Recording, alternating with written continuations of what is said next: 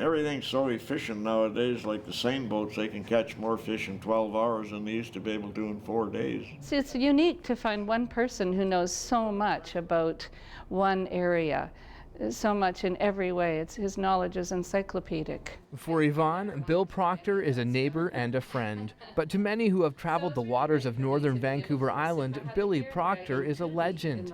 They've worked together for years. Early in their friendship, Bill took Yvonne on as a deckhand on fishing adventures, and Yvonne learned the ways of the sea. In more recent years, the tides have turned a bit, and Yvonne has been helping Bill learn to write.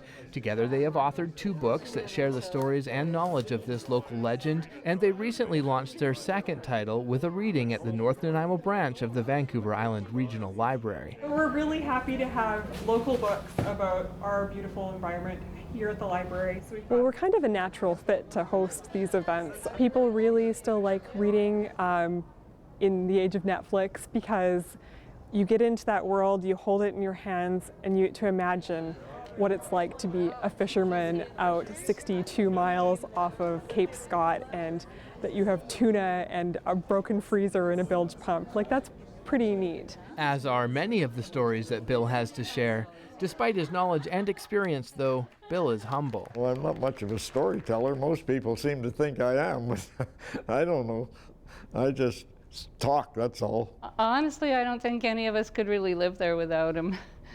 Yeah, Billy pretty much knows everything there is to know about living around Echo Bay. Yvonne and Bill actually make up 25% of the year-round population in Echo Bay, but in a tiny community of 8, it could also be said that there aren't many distractions, and that may just be the perfect environment to write in. When I was fishing with him and we talked about him doing a book about our area, I'm pretty good with language and language arts, and I saw that for me as an opportunity to have something to give back. I never went to school a day in my life, and if it hadn't been for Yvonne, well, I never would have accomplished these 2 books. I would write a story, and then I'd take it over to Yvonne, and she'd edit it, and I'd have to rewrite it. Sometimes I have to rewrite them 3 or 4 times to please her. But I didn't even know how to start or end a sentence when I started, but anyway, with her help, I learned a little bit.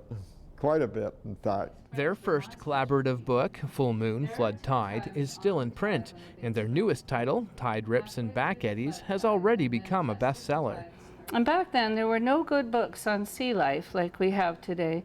So over time, I made up names for some of the plants and the creatures I saw. I named sea anemones sea flowers. And it's a great way to connect to other people's experiences, especially ways of life that don't really maybe exist as much anymore.